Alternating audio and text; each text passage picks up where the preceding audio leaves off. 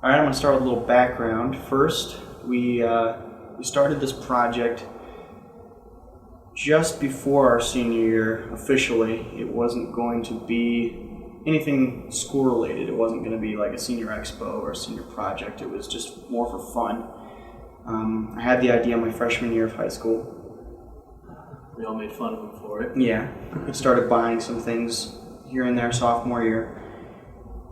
But comes junior year, we decided to use it for school purposes. Turned it into a senior expo, got a mentor, filled out all the paperwork, turned it into a project. And we really didn't have a budget for it. It was something that we just figured we'd take as it came. We'd empty our paychecks. We paid somewhere around $8,000 or $9,000.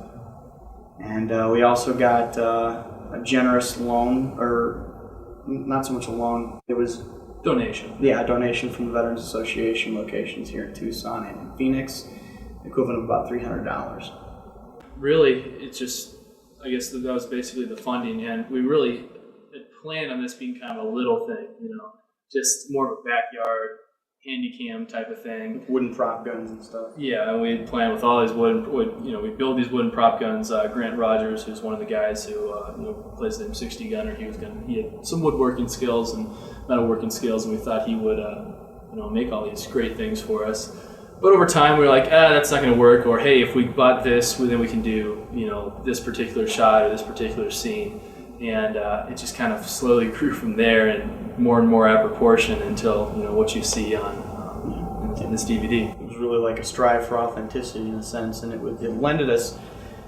afforded us the ability to seize opportunities that we would not have otherwise been able to take. For instance, towards the end of the project, a group of middle-aged guys who have a little machine gun club of their own. They all have Class 2A and 3A licenses, so they can legally own machine guns.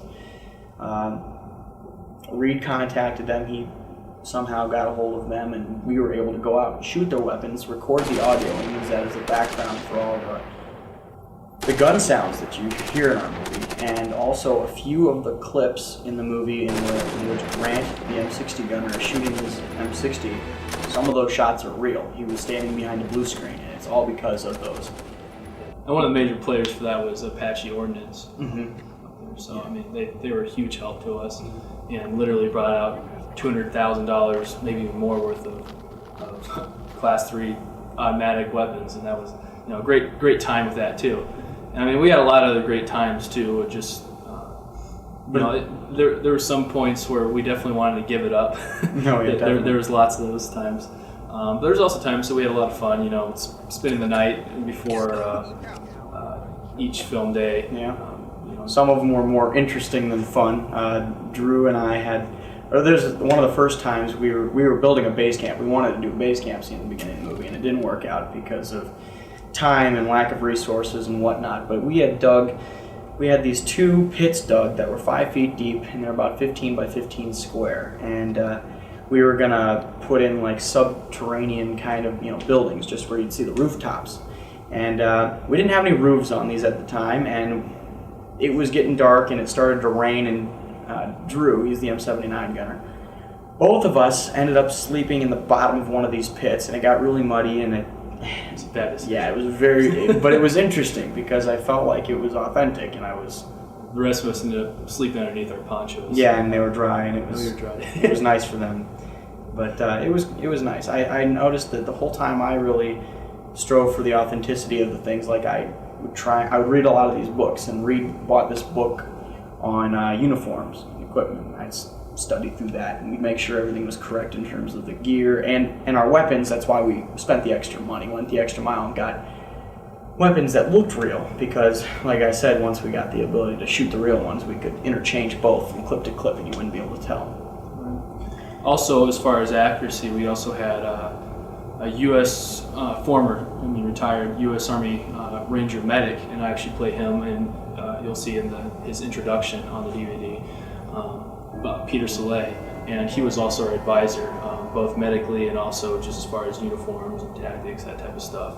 So he was definitely a big help for that too. Yeah, basically I handle all the pyrotechnics, and I mean, I I'd always loved chemistry and everything else, but this kind of really sparked my interest with the pyrotechnic part. And obviously, as you saw the explosions, the fireballs, and a lot of that stuff, that took a lot of work. And not so much even setting it up; it was more sting. We had to do a lot of testing because it wasn't just making an effect. Because safety always came first.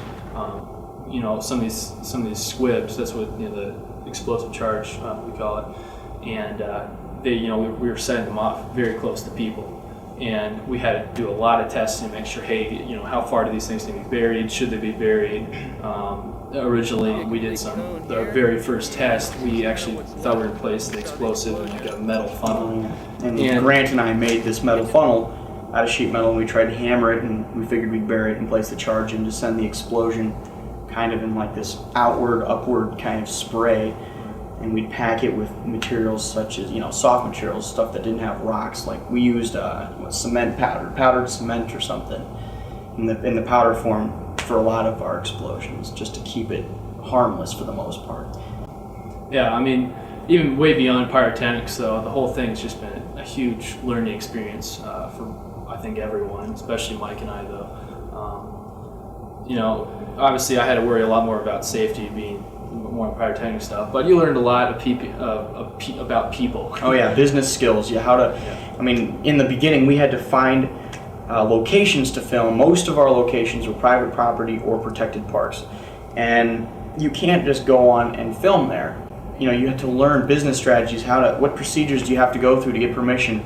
I had to get permission to use Agua Caliente Park. I had to go and get a filming license, a temporary filming license, way over on the other side of town. I had to go through all this paperwork. And it's just things I would have never done had I not done this project, and things maybe I wouldn't have learned until later on in life, business skills and strategies. And I think Reed and I learned a lot just in terms of filming, filmmaking. Neither of us have directed anything before or really done anything before. I don't know anything about computers or editing, and I learned a lot of that. I still don't know a whole lot, but I learned a whole lot throughout this project, and enough to work with at least. And we had cameramen, 2 professional cameramen who volunteered their services, who obviously know what they're doing, but since they weren't directing, it was hard for us to convey certain shots we wanted when we have no experience in the filming industry. Right, we didn't have all the terms down and everything else that made it really easy to explain. We didn't know all the rules either. Yeah, definitely. And there's a lot of rules with filming. And at the same time, they had no comprehension of Vietnam stuff. Which was something that we were pretty learned in at the time.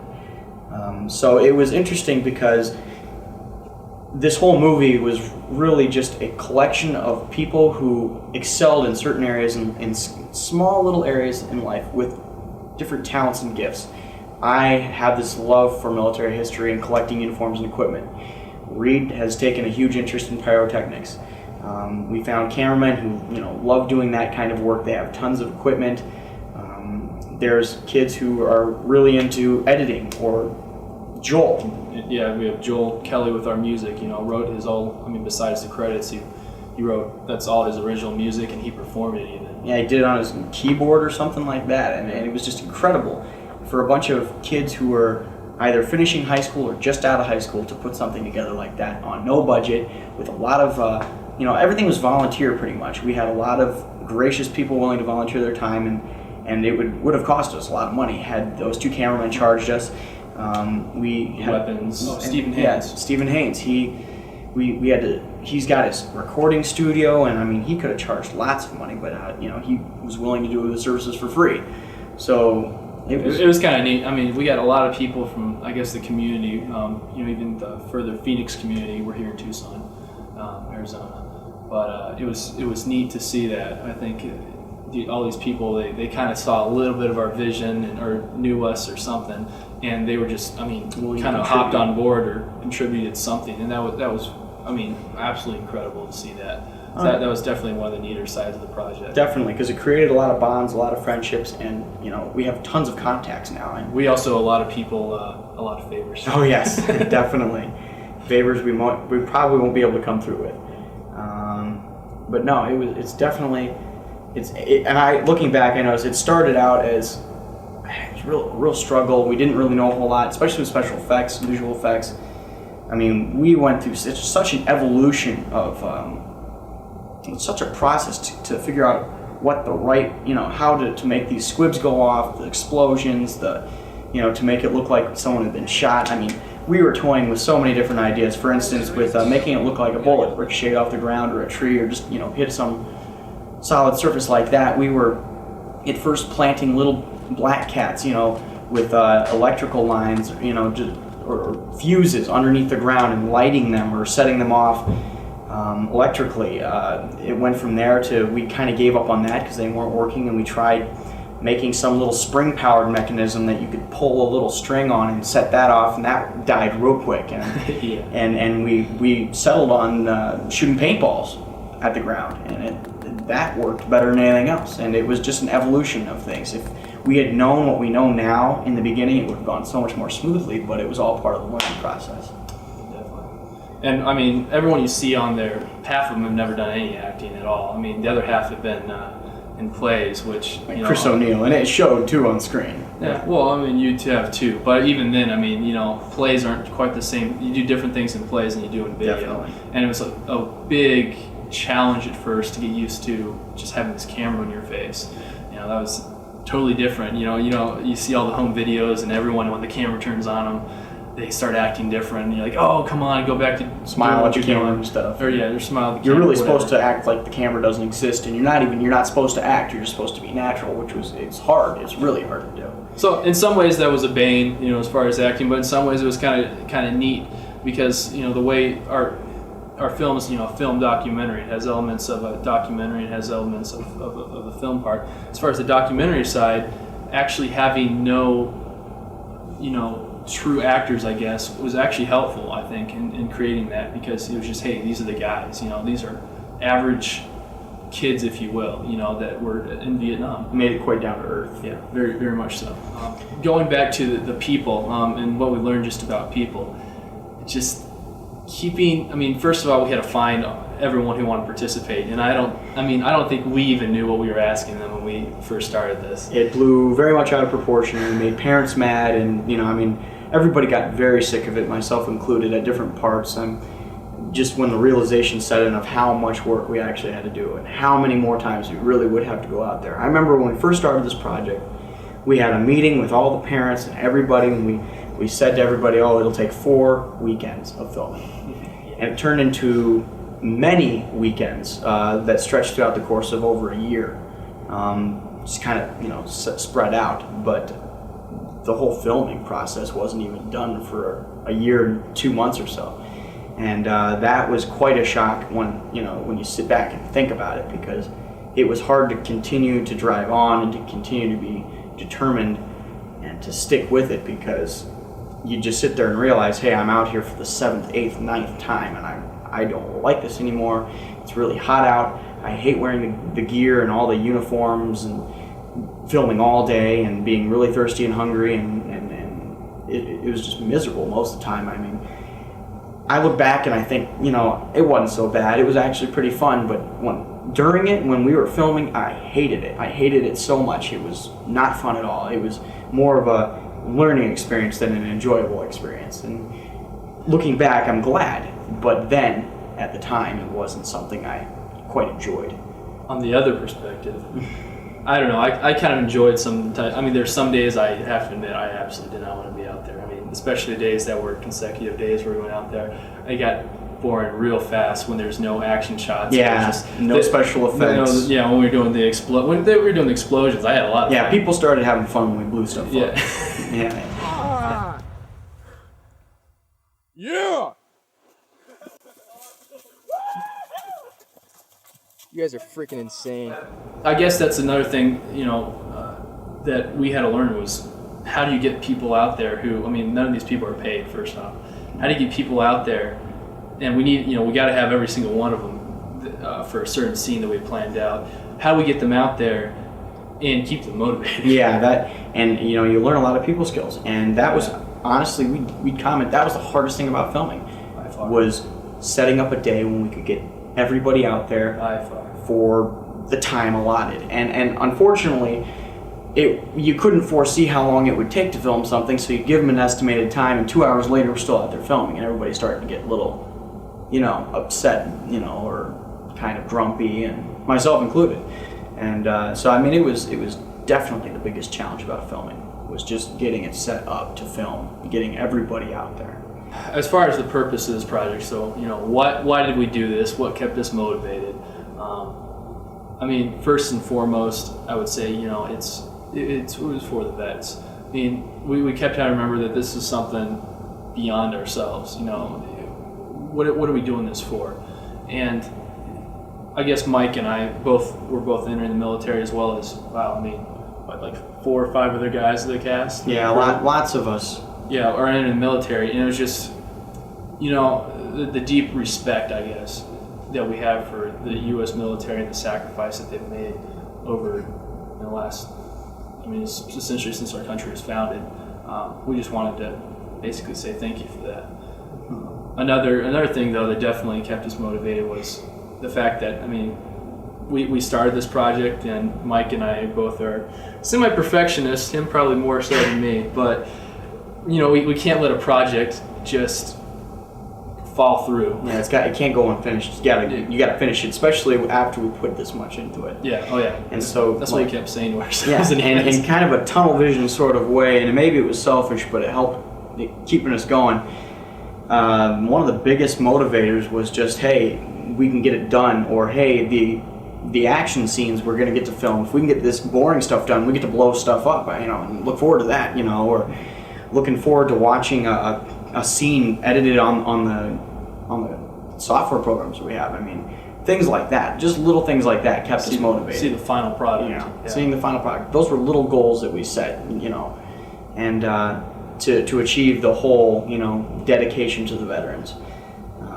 But many times you'd lose sight of that because it's a lot to do something like this. It's a big demand, and hours now, thousands and thousands of man hours. Definitely. And so it was easy to forget that you're doing this for anybody, and to just think, okay, let's look at this more short term. What little things do we have to look forward to? That kind of thing. There was several measures we took to ensure that there was a high level of accuracy maintained throughout the video. I did both of us in fact, did lots of research on the authenticity of the gear and uniforms. That was like my favorite part, really. He's a gear junkie. We set a date for when this took place, 1968. And we set it on purpose because that was when most of our gear was from. We had to make sure that everything looked authentic to the year, and it was a little evolution then. The gear and uniforms even evolved throughout the years of Vietnam. So the uniforms that they went in at the very beginning of the war are different than at the very end of the war. So we had to be aware of that. And also there's the issue of landscape. We live in Tucson, Arizona. You'll never get Vietnam. So the best we could do was create kind of like a scrubland, highland kind of look. Nothing jungly. It was more like, the grasslands, the open areas, the drier areas, which do exist in Vietnam. Obviously not quite as much as in Tucson, but there were some locations such as Agua Caliente Park. That was a really nice place. There was a few other places, some private property lands that we used. They weren't too far from the real thing, and we'd try and film when it was greenest, and we'd look around before filming to see where's the greenest piece of land, right? And we'll film a scene on there. For a time in the beginning, I was trying to get Watson Lake up in Prescott, Arizona, and it looks perfect. It really does. And I got permission and everything, but it was too unrealistic and impractical to get everybody up there to film. And obviously, in hindsight, we would have never gotten the whole thing shot in a weekend up there, because that would have been the only time we'd have had. But great measures were taken to ensure that the film kept somewhat of an authentic air. From the uniforms, equipment, to the truck we used, to the Huey helicopter we got at Peace Air and Space Museum, to the landscape. Just to sum that all up, just basically we saw resources and said, hey, what can we do with this to make it as accurate as possible, without going way beyond our abilities Yeah. and everything else. But even then, I think sometimes We may have done that. we I think we definitely did that, but just all the different places we had a contact, the Huey helicopter at Peam Air and Space, and all the different locations. I mean, we went to so many different locations and the trucks, and I mean, once again, that's just the generosity of people helping that. But I mean, it took a lot of work on Mike and I's part. Definitely trying to coordinate everything. It was like you're trying to play every role that it takes to make a movie and be in it. Yep. That's what we had to do. We had to make sure we could fit our plans around everybody's schedules, get permission to do everything, get all the uniforms, dress them practically, make sure that they were wearing things correctly and that they looked correct. That was fun. It was like raising children. I mean, to be quite honest, it was so much more than just being in it, and that's why it's both of our projects. It's Also, why it took so long. because it was just the two of us, really, because it's impossible to get much more than those actors were willing to go out and be in scenes and do this movie, but to get them to do much more would have been ludicrous, because really that would have been too much to ask, and secondly, they wouldn't have been willing to do it, and if I was in their shoes, neither would I. And so it just came down to Reed and I doing most of the footwork, if not all.